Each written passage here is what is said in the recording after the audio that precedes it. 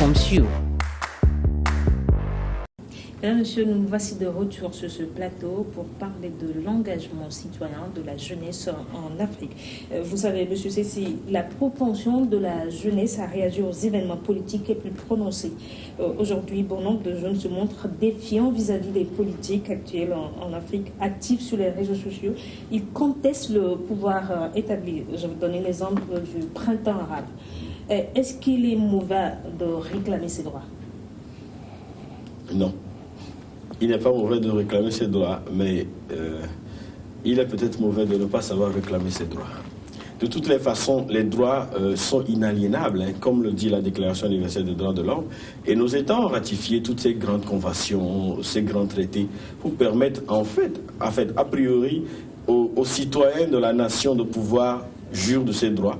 Et l'un des rôles de l'État, c'est d'assurer la justesse de ces droits à ces populations. Lorsque vous voulez réclamer un droit, assurez-vous de ne pas en violer d'autres. Parce que de toutes les façons, chacun a son rôle à jouer, chacun a ses responsabilités à jouer. L'État a la force régalienne, le pouvoir régalien de pouvoir gérer les affaires de la cité. Mais les citoyens également qu'on gère ou qu'on administre ont également le droit de regard et de participer. C'est ce que nous appelons par exemple l'action citoyenne, le contrôle citoyen de l'action publique. Donc c'est pour autant dire que nous avons un droit de regard dans tout ce que le politique fait. Et lorsque nous ne sommes pas d'accord, il y a des voies de recours qui ne violent pas d'autres lois. Parce que lorsque vous violez une autre loi, en voulant jouir de votre droit, vous êtes frappé par la première loi. Est-ce que ça a été le cas avec le printemps arabe? Oui, en fait, avec le printemps arabe, vous savez que il y a plusieurs manières de choquer les gens. Et lorsque ce jeune-là s'est immolé, ça a choqué les gens. Et les gens sont sortis dans la rue, sans les armes, rien. Les gens, en Tunisie. Les gens sont sortis, ils étaient prêts à tout. Ils n'ont frappé personne. À un moment donné, les forces contraignantes comme l'armée qui était là ne pouvaient pas contenir cette population qui avait pris la décision de dire « nous ne voulons plus ça ». En fait, ils disent « si on en arrive là, à ce qu'un jeune s'immole, c'est la faute ». La frustration est vraiment grande. La frustration est devenue grande. Trop, c'est trop par exemple. Donc, tout le monde peut dire « trop, c'est trop », mais il faut dire « trop, c'est trop » en étant toujours respectueux des lois. Et comment est-ce qu'on peut dire trop c'est trop en étant respectueux des lois, M. Kombi? Oui, je pense qu'on doit dire trop c'est trop en étant respectueux des lois. Si vous n'avez jamais été éduqué à comment fonctionne même l'État, comment fonctionne la nation, quels sont vos droits et quels sont vos devoirs? Parce qu'il n'est pas juste question de dire j'ai des droits à revendiquer, mais vos devoirs. Et quand nous étions en train de définir la cité, les questions d'y contribuer, de participer, d'avoir le droit de regard, mais aussi de donner votre voix ou de se voir donner des voix et de contribuer, de travailler à la grandeur de cette nation-là. Alors donc, si tout cela n'est pas fait, vous n'êtes pas éduqué à la chose, je suis très convaincu que vous allez toujours naviguer à contre-courant et vous pensez en train de faire quelque chose de votre droit, mais en vous nuisant et à tomber sous le coup de la loi. Et comme M. Cécile venait de le dire, la loi s'impose à vous et vous n'allez pas vous en sortir, ça c'est sûr. Le mouvement les citoyens qui a écourté le mandat de Blaise Compaoré au Burkina Faso, il y en a marre au Sénégal qui a empêché le président Abdoulaye Wade de modifier la constitution en sa faveur. Pourquoi ces mouvements, eux, n'ont pas contribué au chaos dans ces pays? Non, je crois qu'il est question quand même de voir la maturité des peuples en question et aussi de voir ce qui se trouve en arrière-plan, en background, dans ce qui, tout ça là. Pour réussir et gagner et échouer dans la vie, il y a beaucoup de forces qui concourent, qui devraient non seulement concourir. Dans cette communauté-là, je crois qu'il y a quand même une maturité qui a aussi joué, mais aussi c'est arrivé au point où les gens ne pouvaient plus se contenir. Et il y a aussi une franchise des acteurs en présence. Je ne voudrais pas faire la comparaison avec un autre pays que je connais si bien, que vous connaissez aussi. Mais quand il n'y a pas une franchise... Faites la comparaison pour que les téléspectateurs comprennent. Oui, non, je pense que je voudrais même revenir un peu vers le Togo pour voir, quand M. Cécile disait à l'instant, quand on dit oula, les gens vont à gauche, à droite, j'ai du mal à comprendre qu'au Togo, les gens, la plupart de ces jeunes-là, parce que c'est justement des jeunes qu'il est question dans ce mouvement, les citoyens là, et aussi il y en a marre aussi au Sénégal, la plupart sont des jeunes. Et quand vous fouillez, c'est la frustration que tous ces jeunes-là traînent. Nous sommes là, nous voyons, alors que les gens vivent dans une insolence une opulence insolente. Nous sommes là, nous végétons, nous souffrons, alors que peut-être nous avons les moyens, nous avons les capacités, nous ne sommes pas encouragés à quoi que ce soit, ou toutes les forces ne sont pas réunies pour que nous soyons en train de vivre dans une société d'équité. Donc, devant l'injustice, les gens, ils ont toute cette colère-là qui renferme, un jour, ça explose. Et la bouteille déborde. Donc, ces jeunes-là, ils traînent beaucoup de choses. C'est comme le cas du Togo, où si vous voyez plein de ces jeunes qui sont dans les rues, quand on dit aller à gauche, ils vont à gauche, qui sont manipulés de part et d'autre, que ce soit par le pouvoir en place ou que ce soit par l'opposition. C'est parce qu'ils ont beaucoup de choses qu'ils ont encaissées en eux. Et à un moment donné... Donc, selon vous, ces jeunes ne manifestent pas par conviction?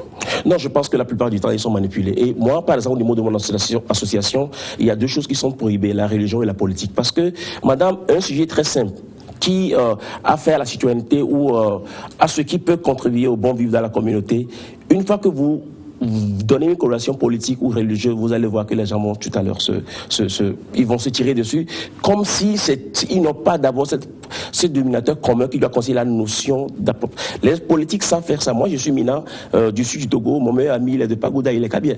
On s'entend très bien et je vois comment il en est les choses, mais les politiques vont te dire que non, ici, c'est un peu vers cette partie du pays, et ils sont dans ce clivage-là pour diviser. Je suis togolais, j'ai traversé toutes les préfectures du Togo, je sais là où se trouve vraiment la misère dans ce pays. On te dit que non, c'est de cette partie, vous êtes favorisé. Non, c'est que cette jeunesse-là est juste instrumentalisée parce qu'elle ne connaît pas la réalité.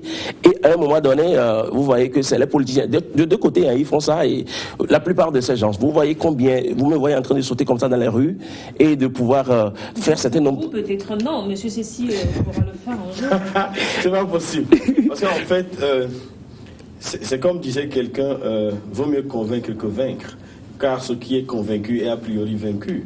Aujourd'hui, nous ne sommes pas convaincus de certaines choses. Et les jeunes savent ça. En fait, je pense que beaucoup de jeunes ont commencé par prendre conscience de cela, qu'il ne faut pas suivre parce qu'il faut suivre. Il ne faut pas accompagner parce qu'il faut accompagner.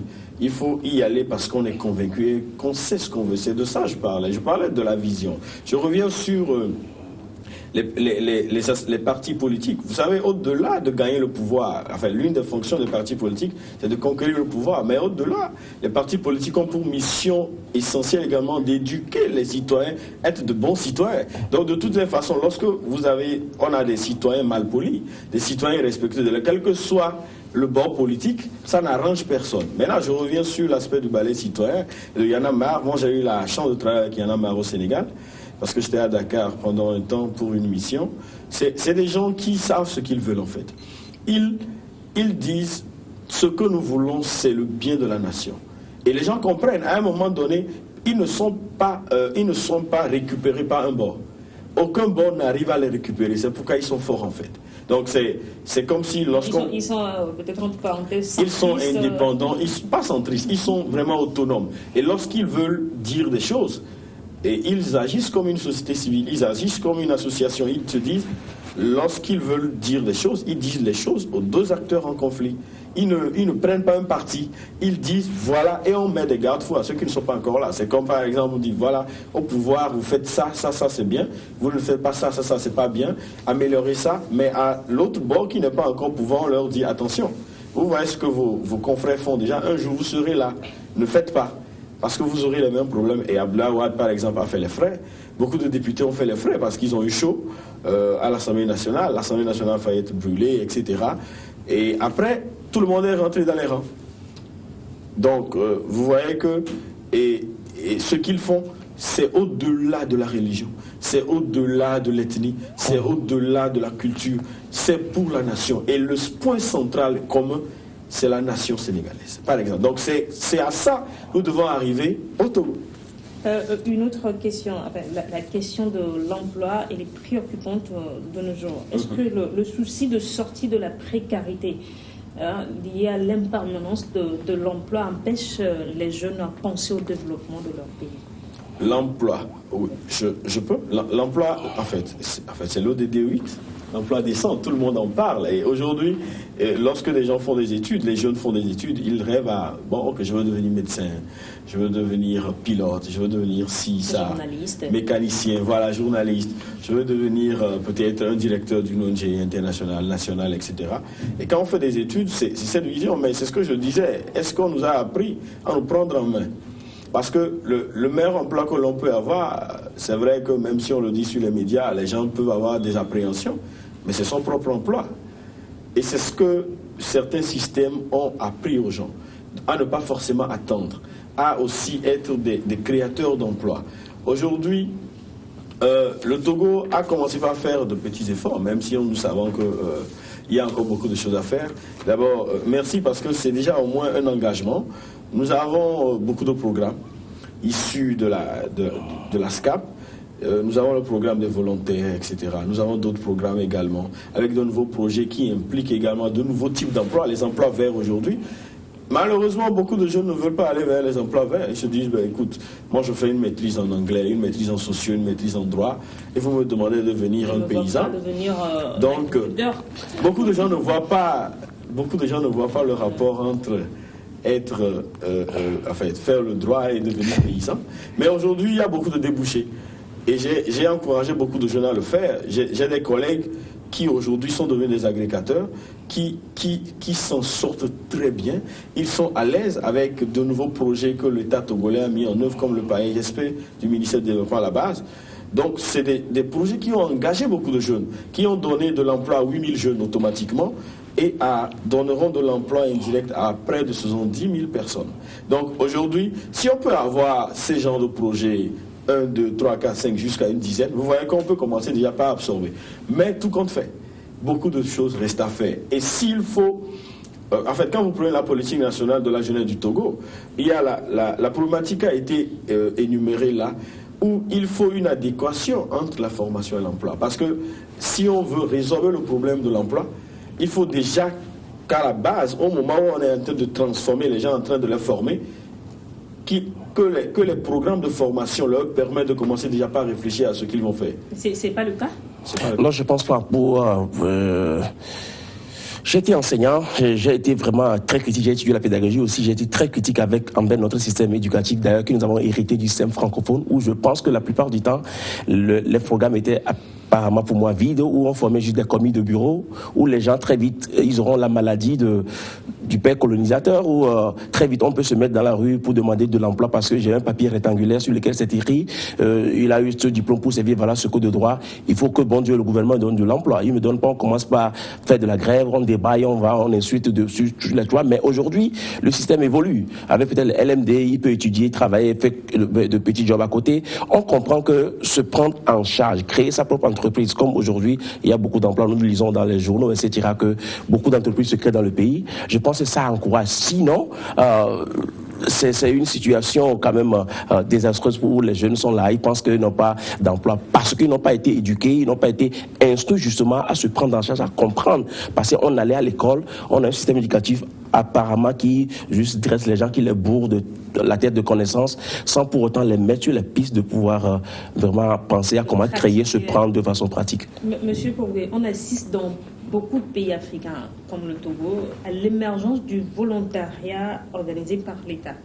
Enfin, est-ce que cette nouvelle forme d'engagement mérite d'être applaudie? Je pense qu'il faut l'applaudir, il faut saluer, parce que il y a que, je crois que c'est une évolution du système francophone qui est en train d'évoluer un peu vers l'anglophone. Chez moi, par exemple, dans notre association, je pense que très vite, les jeunes n'ont pas encore compris ce que c'est que le volontariat. On pense que ça doit être tout à fait cul et que doit venir à la table et puis manger. C'est une très bonne chose que d'encourager le volontariat. D'ailleurs, ça permet aux gens de pouvoir acquérir de l'expérience, ça leur permet de pouvoir faire des échanges. Et quand vous frottez avec d'autres connaissances, d'autres horizons, ça vous rend plus compétitif, ça vous rend plus humble, ça vous rend plus ouvert. Et si vous ne sortez pas de votre cadre, votre maman est la meilleure cuisinière jusqu'à ce que vous découvrez d'autres trucs. Donc je pense que c'est un programme à saluer, à encourager et à dupliquer, comme ça se dit, pour que d'ailleurs il y a des pays où le service militaire par exemple, ou le service de volontariat 1 an est obligatoire après le baccalauréat par exemple, afin que les gens puissent s'approprier la notion de la nation d'où vous venez. Moi, le Togo me si cher, mon pays, qu'on doit pouvoir inculquer à cette génération-là l'appartenance à cette nation d'où vous venez, quel que soit votre nom de famille ou quelle que soit votre religion que vous pratiquez, à vous voir comme un citoyen de plus de 128 le Togo et à travailler à la grandeur de cette nation-là. Il faut donc repenser les modalités de l'action citoyenne, M. Cécile. Oui. Quelle est la part de responsabilité de la jeunesse alors? Nous avons, en fait, du pain sur la planche, en fait.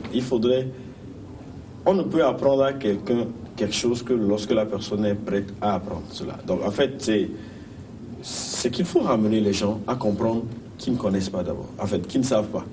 Donc, vous voyez un peu, quelqu'un dit, il n'y a point d'aveu que celui qui a des yeux ne veut rien voir. Donc, ici, dans le sens contraire, nous ne savons pas que nous ne savons pas.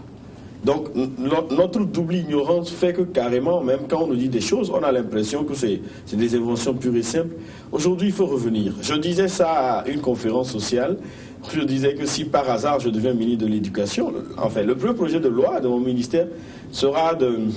Ça paraît absurde, mais c'est de ramener toutes les matières à un coefficient 1, quelle qu'elle soit, et de donner coefficient 12 à l'éducation civique et morale. Et ça sera 6 pour la théorie et 6 pour la pratique. Donc ce n'est pas que tu vas bûcher les choses, mais tu vas vivre cela. Et c'est tout au long du cursus, depuis la maternelle jusqu'à ce que tu ne finisses l'université. De sorte que d'abord, l'une des premières valeurs pour pouvoir avancer, c'est d'être fier de sa nation. Et au-delà... Mais vous n'êtes pas encore nommé ministre de l'Éducation. Oui.